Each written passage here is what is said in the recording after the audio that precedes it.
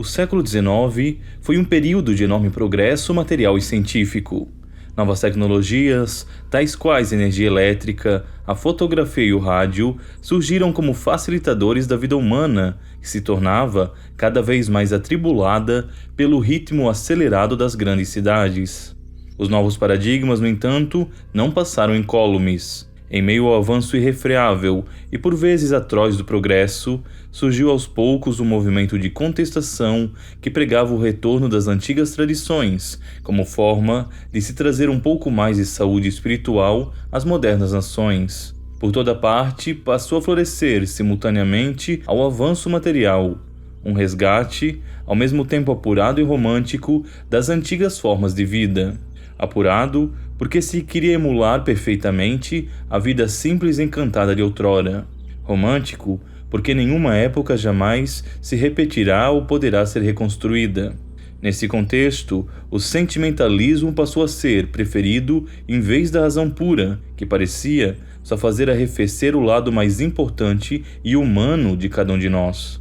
Heróis nacionais esquecidos eram novamente cultuados e o folclore popular passou a ser outra vez recontado entre pessoas que se reuniam em seus lares ao redor de lareiras aquecidas. Buscou-se também justificar as ideias religiosas com base nas descobertas de então.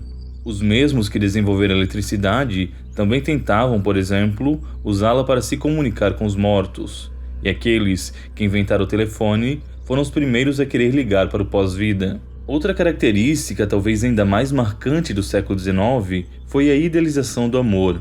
A ciência medicinal ainda caminhava a passos lentos. As pessoas morriam das causas mais banais possíveis. Doenças que hoje temos erradicadas, naquela época matavam multidões. Toda a família, da mais pobre à mais rica, vivia constantemente atormentada pela ideia da guerra, da peste e da tragédia. Isso fez emergir uma espécie de culto ao mórbido e ao mortal. O conceito de um amor que transcendesse a doença e a morte se tornou cada vez mais presente no imaginário popular. Cenas como o amante chorando na sepultura de sua esposa ou a mãe acompanhando o filho ao túmulo eram exemplos da força e da pureza dos sentimentos humanos. Talvez quem mais tenha personificado e ajudado a espalhar esse ideal tenha sido uma mulher magnética e enigmática, que se assentava no trono da nação mais poderosa do planeta. Falo, é claro, da Rainha Vitória. Sua influência foi tão grande e abrangente que todo esse período é chamado de período vitoriano. Mas seu reinado seria marcado pela morte prematura do seu esposo, o príncipe Albert. Como testemunho desses valores vigentes que já falamos, Vitória passou a viver num luto constante, que se estenderia até a sua própria morte. A perduração desse luto real, refletida nos vestidos pretos tão característicos, deu a essa morbidade um caráter ainda mais elegante e régio. Todos queriam dar demonstração do quanto também eram capazes de amar e sofrer e de como a memória daqueles que se foram jamais seria apagada. Na verdade, talvez essa memória até fosse perdurada e registrada. As pessoas desse início desenvolveram um costume um tanto estranho, o da fotografia pós-mortem. Na era vitoriana, com todas as suas extravagâncias, a moda se tornou a de fotografar os entes falecidos para se obter com isso uma última e derradeira recordação. Isso por si só não é tão macabro, eu sei, mas o costume todo ia muito além. O falecido era organizado entre os seus amigos e pertences e posicionado de forma a parecer que ainda estivesse vivo. Diga aí, essa imagem antiga que está aparecendo agora no vídeo e a ideia de que essa menina já está morta não deixa você nem um pouco desconfortável? Claro que tudo isso era de certa forma justificável. Tirar fotos no século XIX era algo caro e dispendioso. Só era possível em momentos muito específicos, como em casamentos ou em celebrações religiosas. Muitos morriam sem um único registro que pudessem deixar de recordação.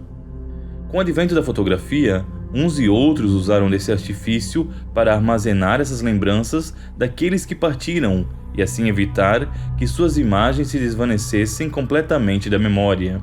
Tanto que as primeiras fotos desse tipo são muito simplórias, embora um pouco vampirescas. Mostram pessoas deitadas em caixões, ou às vezes até mesmo o caixão erguido para que o falecido pudesse pousar ao lado de seus familiares. Aos poucos essa moda foi evoluindo e se aprimorando até se tornar um verdadeiro negócio.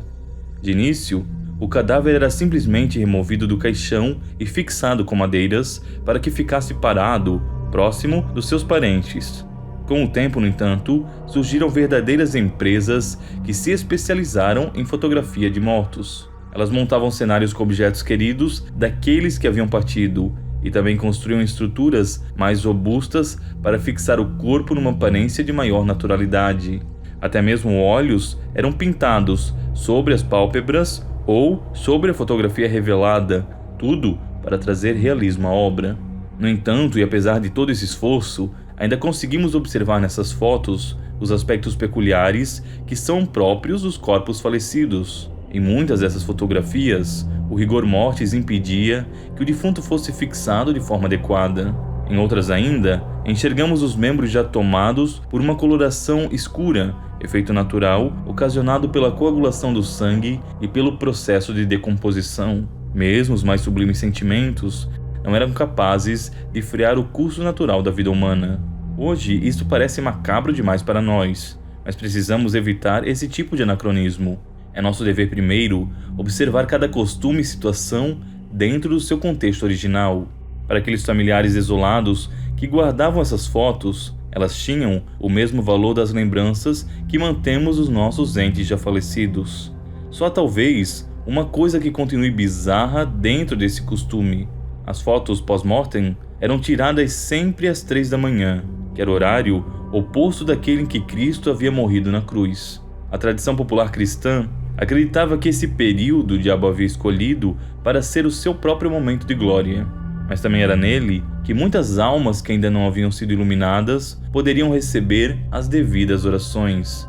Também era às 3 da manhã que os espíritos daqueles cadáveres que estavam sendo velados tinham uma última oportunidade de regressar para junto dos seus corpos. Tudo é claro para tornar a foto o mais natural possível. E se você gostou desse vídeo, curta e compartilhe com seus amigos. Até mais, se Deus quiser.